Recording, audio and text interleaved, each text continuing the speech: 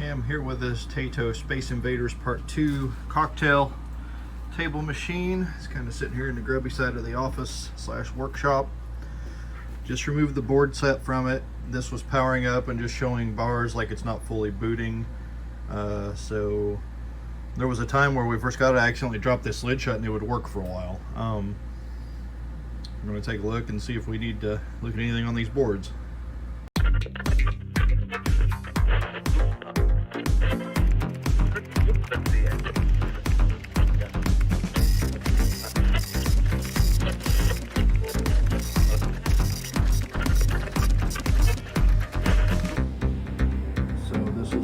Set out of that were just two Phillips screws holding it down, and it rotated up. There's a couple of push-on connectors that go here that go to everything. Looks like it's two different boards out in a case where air can blow through underneath from the main fan. And then underneath we got some more goodies. We got a lot of socketed chips I noticed. So we're going to pull this apart and just see if we need to reseat, clean things, and hopefully she'll come up and work every time after that.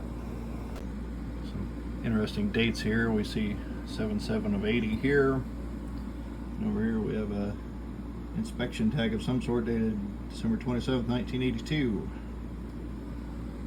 I believe these came out in 1980 originally.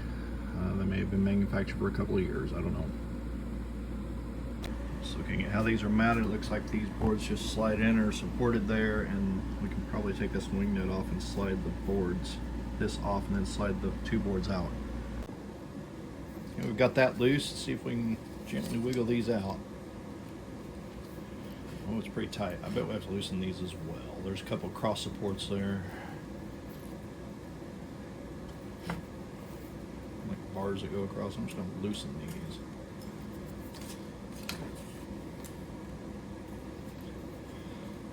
Oh yeah, now I bet we can get action. Oh yeah, perfect. There we go. Trying to be gentle with these. This is 44 years old. So let's tighten these back up and set them aside for a moment. Okay, I managed to get this in my circuit board holder that I use for working on small boards. I didn't want to lay it down. I also didn't want to take these pegs apart to separate the boards, because I don't think that's necessary for what I'm out to do. This looks like the actual computer board, so to speak, of the game. Get you in here and show you. Because we have the Intel 8080 processor here. It's like an AMD manufacturer. It's got the AMD logo on the top right there. Right there. These are probably the game ROMs. With those old white chips, it shows its age. The way it's acting, it could just need the processor reseated and cleaned, or these chips, the ROMs. I don't know what these are. Oh, those may be additional ROM chips, actually. They're just based on the PV. And then most of these others are RAM. So that's banks of RAM soldered right into the board. I don't know, the other board seems to be audio and video circuits, like the other half, the one we can see on top here. It's got like the pots for the audio over here that you can adjust the audio levels down that side and other odds and ends. So I think this is for video processing. It does have this socketed chip here. I'll probably clean and reseat. So get my various items here and see what we can do. Okay, got each of these ROMs popped out in the 8080 and cleaned them with contact cleaner, and I didn't see any obvious corrosion. A little dirty on a few pins. That could be the problem, the whole problem. Now I'm kind of just looking along the traces, see if there's anything. Cracked solder joints. I'm not going to look at the underside so much. This is dual layer. Just, if it still doesn't work after I reseated and clean these, we'll go from there. I'm going to clean the edge connectors. I'm going to clean the multi-pin connectors here on both boards, and see what happens from there. I think the problem's here though, because we always get video and stuff out of this, and then like I said, if you jarred this just right for a while, it would work fine. And that happened after I had undone these once and put them back on, but I think I only undid the top ones, so problem could be here. So I'm gonna pop those loose and clean those up too. Here's the board that's usually on top when we look at the machine. This has audio amplifier circuits and individual channels, and I believe it does some of the video work. I just noticed my first oddity or damage that I had not noticed, even though this was on top prior. The snap down for this plug is missing, but it's still seated reasonably well. These are like push-on type connectors. I don't remember what they're called. Very similar to IDE connectors on a PC, or SCSI connectors from the 80s and 90s. That could be it. I've cleaned that one. I'll clean this one. I've cleaned everything I know to clean, so let's get this guy back assembled. I had to think about which way this slid in here. It was like this. It was on the bottom board.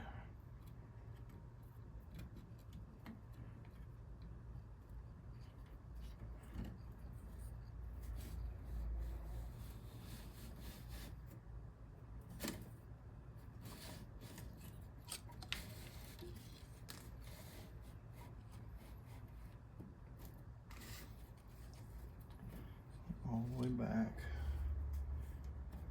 Tighten the wing nuts.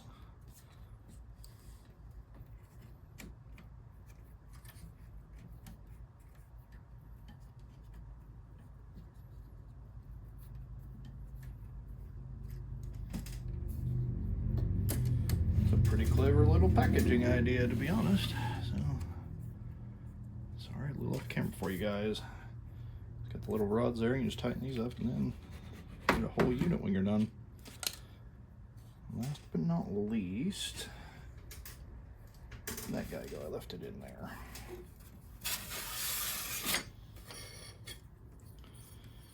I sure hope this works. Not sure what else the problem could be if it does not. I'd like to have 2 video game arcade machines to take to the Hoosier Hills Hamfest Vintage Computer Expo coming up October 12th of this year, 2024. Because we don't own that many. We have a Ms. Pac-Man, we have this, and then I have a TMNT pinball machine, as you regulars have seen, and then I have an older Williams Little Chief pinball machine that's in process of restoration, but nowhere near ready to go. Okay, let's go back and put her in. Now this just connects with these 2 connectors. So what I think I'm going to do, before I even screw it in, tighten it down. I'll set the screws aside here somewhere. I'm just going to put this guy right in, which is a little tricky. Trying to not touch those edge connectors.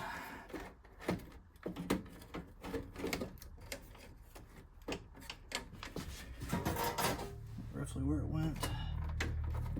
Yep. Let's just connect up. See what happens. So you go here.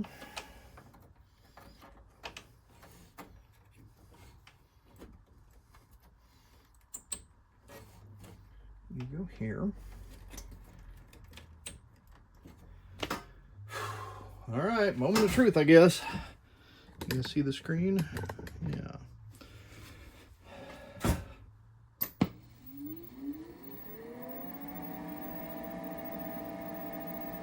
Oh, darn.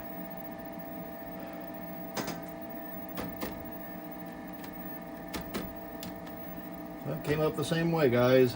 I don't understand it. So, updates. We did a little research, got on Reddit, discovered someone else that had the same problem. They said if you wiggle on this and get some random characters on screen while it's powered up, it will indicate that your switching power supply might be bad. So check this out. I don't know if I can get it to work again. I actually had it working a little bit ago, but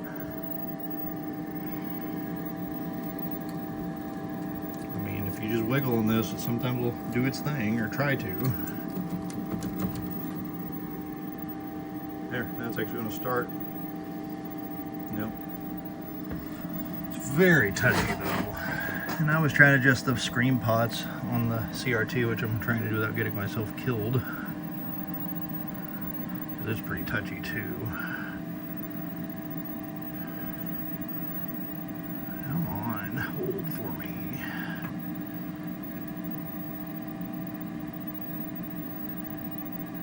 There we go. That's the width.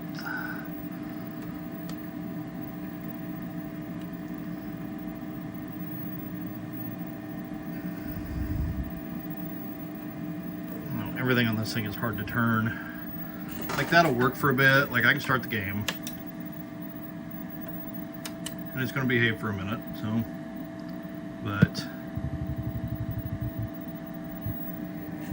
I mean, still have a button in here that's coming too. It's actually got a new one sitting down in here, but you know, it works for now.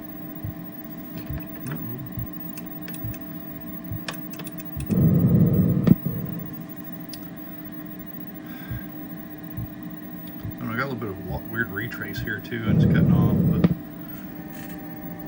yeah, this power supply, the other guy replaced his, so I think I'm gonna take his part and we're gonna see what we can figure out. I don't know if we'll fix it, but it's like something's wrong with the board. You can wiggle that, and it's not the connector. It looks good, so I'm gonna go through that board. It could just be a cold solder joint.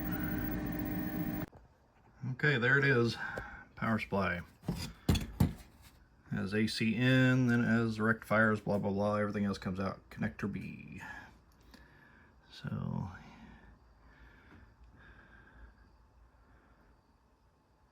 we'll figure this out. 30 seconds later, we have the cover off. It had literally one screw in it. By design, it looks like, this little guy. So here's what we got. The caps look okay. I mean, it's very old, I'm sure. We're gonna push on everything. I mean, this fuse looks like it's popped up, not in the clip right. There's a few other odds and ends. I don't know, we're just gonna check it over. Something's not right. So at this point, I ended up taking the old power supply out and looking it over. But then I discovered the Reddit post and read a little deeper and found that arcadeshop.com had a kit for this particular machine and the original Space Invaders and a few others. It came with special hardware and an add-on board where you could just plug right in, which is awesome. So I went ahead and purchased that and waited for that to arrive, and that's where we pick up now. Just got the replacement power supply in the mail today from arcadeshop.com. I think this is a 12 and 5 volt power supply that you can get pretty standardly, but they include this kit where you have the port that's the same as the one on the machine old power supply, and a couple wires here to connect to AC. So let's get this out and have a look. Here's what we've got. Some mounting hardware. Oh, that's great. That'll mount to the actual inside the cabinet. I was wondering how that would work.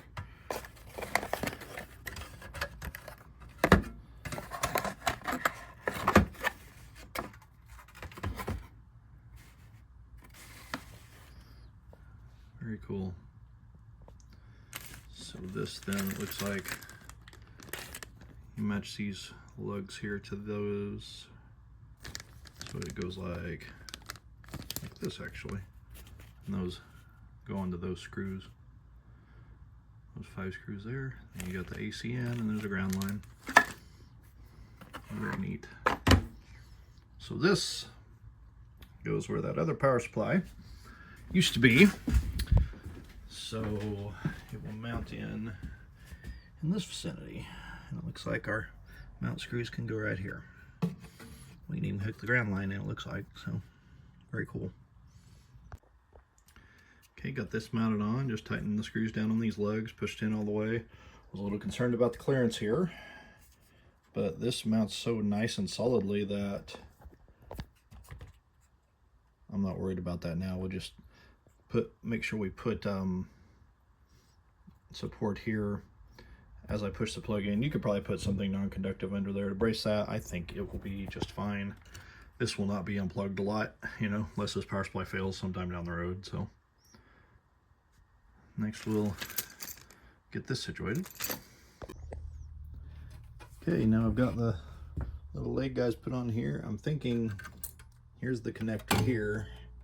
That is our power supply connector. I'm thinking I'll leg one end of this into the bracket that was for the old power supply, like so,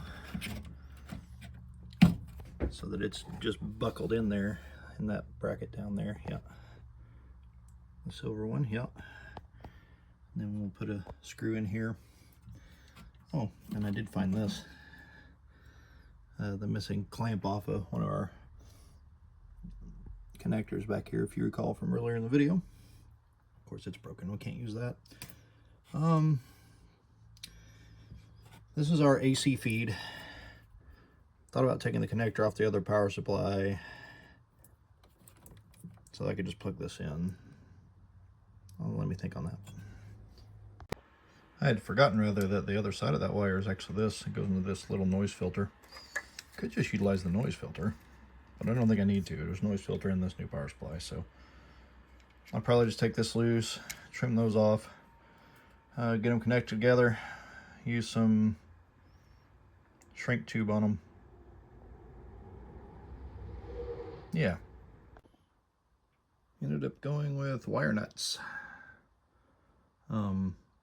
This actually had neutral and line marked, so I made sure to find the neutral line, which is the other end of this U connectors. Got a white and a brown, so we're going to assume the white is neutral. Ended up going with some wire nuts. They'll do the job. I also found some of these 3M like rubber legs from an old router install that were never used that are adhesive on one side. I'm going to put one of those in here just for safety. Okay, did that. Now that's adhesive base. It's real tight, and even if this were to be pushed on something, it's never going to contact the metal. I mean, you really have to be hitting it. So, a lot of work. Okay, see if we can get you guys in here where we can see this pretty well. I think we're ready to mount up.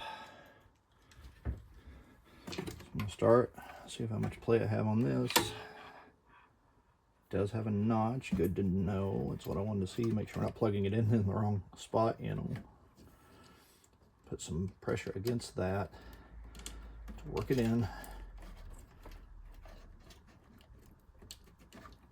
Okay, it's in. Sure, I think it has enough cable room to mount like that. Yeah.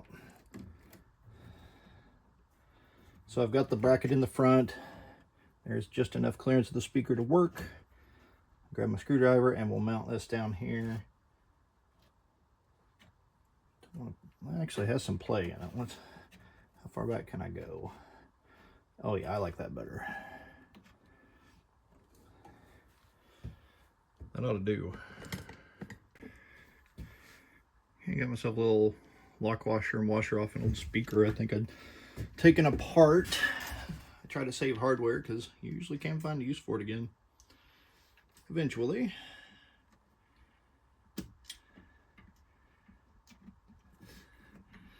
Kind of fun to think something that was used in a stereo for years or an old television set, as I believe is the case with this speaker, can be used again. The hardware can be used again, like we're doing here. Okay. It's got a little left right, but it's not going to hurt anything on the bracket side. I think it's time to fire it up and see if it goes, fellers. Let's connect our AC power first, of course. Those wires are a little long. I can wrap those around itself or something. Yeah.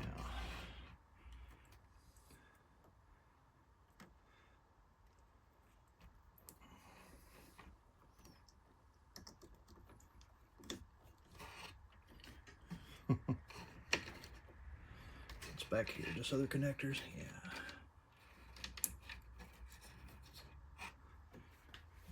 Okay, moment of truth, I guess. Here goes nothing.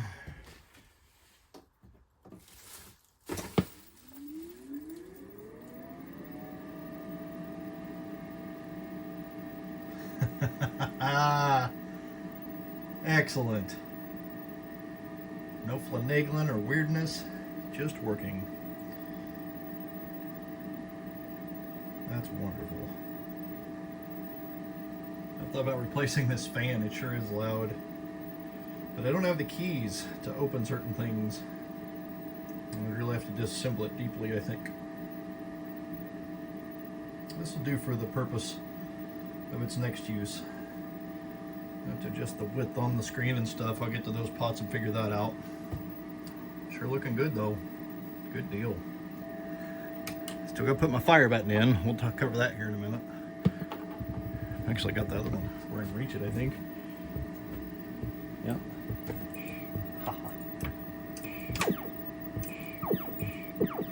Yeah, so we got just that width that's rolling on the side there, into the side. That's awesome. Another one rescued.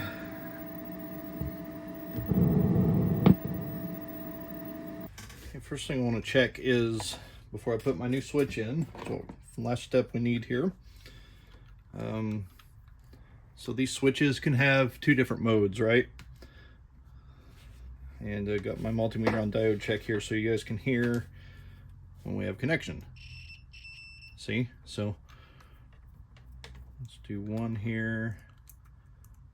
And it shows on the switch which is which. One's normally open, one's normally closed. So this lug here only have connectivity when the button is pushed. This lug here stays connected until you push the button, breaking connection. So I need to check and see what is who here. This one doesn't really show us. Let's just test the two lugs that are on it. I know it's probably hard for you guys to see it. I've disconnected the old switch, which was on a mount.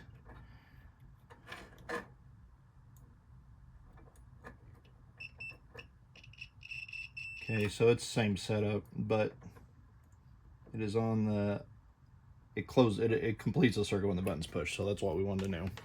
So we know which lug to solder to. Yeah, this one is soldered on, some are not. And hey, check it out. I'm using the service port for service, who'd have thought? So that's fun. So I'm just gonna heat these up and see if I can pull them loose here.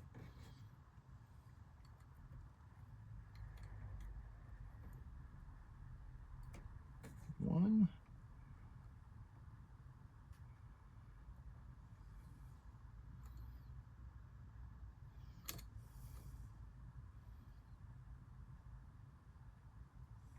Come on, getting close.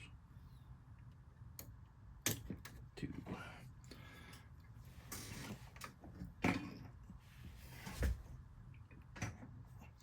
So yeah, the original button's intact on one side. This one here, I've already taken the barrel out. But the original button is more or less missing this piece, and it had its own custom setup. So this is a traditional modern replacement where you can just put it into the spots as needed and snap the switch in, and it's held in just by these little guys here. So easy enough. Okay, I've got those soldered on.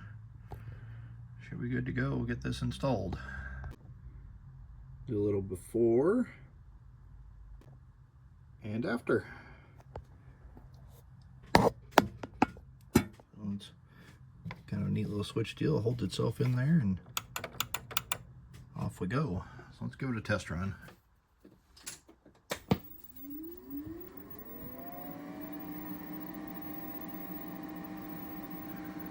All right.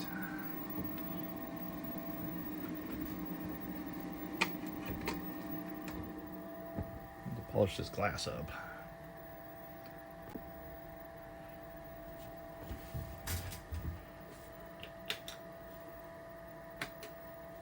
Alright, if this works, we're set.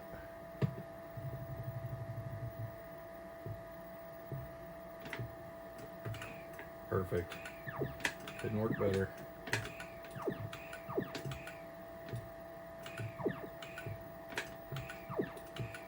Right. The original button is intact for the player 2 side. On the other side and stick, so that's a good deal. Actually, this side got more play as more worn out. We're ready for action with this thing now. Thanks for watching, guys. Please like and subscribe if you haven't already. I'm Timmy, and this is 3 Old Tech Dudes.